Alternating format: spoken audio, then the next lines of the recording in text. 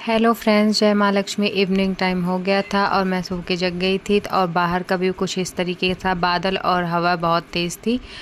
तूफ़ान भी आया था और यहाँ पे मैं आ गई थी अंदर। मैं कर रही थी अपने हेयर कट, तो आप लोग देख सकते हैं। मैं अपने हाथों से ही अपना हेयर कट की हूँ और बहुत ही अच्छा लेयर कट हुआ है। तो यहाँ पे मम्मी बना रही थी लहसुन की पत्ती का अचार, जो कि बहुत ही यूनिक है। आप लोग ज़रूर सीखिए और बहुत ही अच्छा लगता है इसका। तो लहसुन की पत्ती और लहसुन की कलियाँ और अदरक मिर्च एक ही में कूट रही हैं खलबट्टे में, आप लोग देख रहे हैं।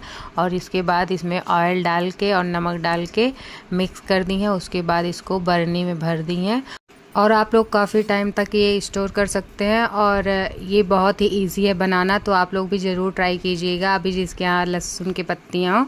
और इसके बाद बिट्टी ने कट किया था आम, छोटे नमक और मिर्च डाल के हम लोग इसको एंजॉय किए। Bye bye guys.